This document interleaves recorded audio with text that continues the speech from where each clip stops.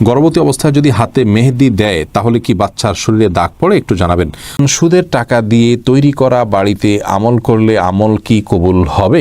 3 piece পরে নামাজ পড়ি, পা দেখা যায়, মোজা পরে নামাজ পড়লে কি হবে? বোন তার সম্পত্তি স্বেচ্ছায় ভাইকে দিয়ে দিতে পারে।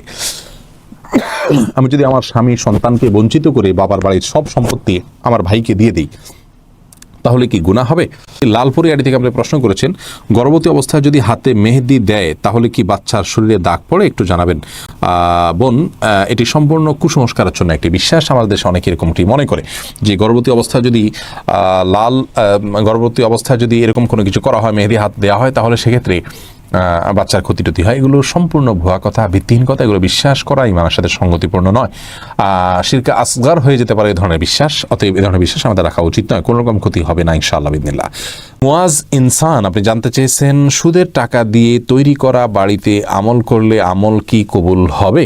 সুদের টাকা দিয়ে তৈরি করা বাড়িতে যদি আমল করেন তাহলে আমল কবুল হবে না, বিষয়টি কিন্তু সেরকম নয়। ধরুন সুদের টাকা দিয়ে আরেকজন বাড়ি করেছে, আপনি সেখানে আমল করেছেন, তো আপনার আমল কবুল হওয়ার সাথে ওইটার কোনো সম্পর্ক নেই। শিখা ইসলাম আপনি জানতেছেন, 3 পিস পরে নামাজ পড়ি, পা দেখা যায়, মোজা পরে নামাজ পড়লে কি হবে? পায়ের পাতা ঢাকতে হবে কিনা মেয়েদের নামাজের জন্য, এর মধ্যে এটা নিয়ে মত পার্থক্য আছে। অনেক উলামায়ে কেরাম এটাকে শর্ত করেছেন। আমি ব্যক্তিগতভাবে এই মতটা চাইতে, যারা বলেন যে পায়ের পাতা, পাতা বলতে পায়ের পাতার তলের অংশ এটা ঢাকার শর্ত দিয়ে থাকেন, তাদের মতটাকে আমি সমর্থন করি না। পাতার উপরের অংশ, যেটা পাতার উপরের অংশ, সেটা ঢাকতে হবে কিনা, অনেক ওলামায়ে কেরাম বলেছেন সেটা ঢাকতে হবে, অনেকে বলেছেন শুধু গিরার নিচ পর্যন্ত থাকলেই হবে কাপড়, পাতা না ঢাকলেও চলবে। তো দুই পক্ষের ওলামায়ে কেরামের দলিল রয়েছে। নিরাপদ হলো এমন কাপড় পরা যে কাপড়টা অনেক বেশি লম্বা হয়, যে পায়ের পাতার উপরের অংশ সহ ঢাকা পড়ে। তলা ঢাকার জন্য, মোজা পরার জন্য আলাদা করে কষ্ট করা বা কসরত করা এটা আবশ্যক নয়। ইনশাআল্লাহ বিদিনিল্লাহ নামাজ হয়ে যাবে যদি কেউ মোজা না পড়েন। সাইদা ফারহানা আপনি জানতে চেয়েছেন, বোন তার সম্পত্তি স্বেচ্ছায় ভাইকে দিয়ে দিতে পারে। আমি যদি আমার স্বামী সন্তানকে বঞ্চিত করে বাবার বাড়ির সব সম্পত্তি আমার ভাইকে দিয়ে দিই তাহলে কি গুনাহ হবে?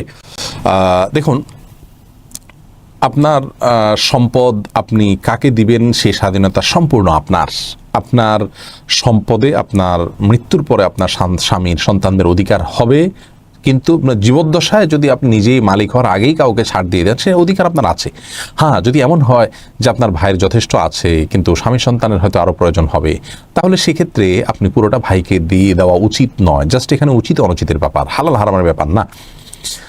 সেই সাথে আপনি সবটুকু ভাইকে তখন দিয়ে দিতে পারেন যদি ভাই খুব বেশি অভাবী হয় এবং আপনি নিলে আপনার সম্পদের অংশ তিনি কষ্টে পড়ে যাবেন, তাহলে নৈতিকতার জায়গা থেকে আপনার তাকে দিয়ে দেওয়া ভালো। কিন্তু দিয়ে দিলে আপনি গুনাহগার হয়ে যাবেন, স্বামী সন্তানের অধিকার নষ্ট করে ফেলেছেন, ব্যাপারটি সেরকম নয়।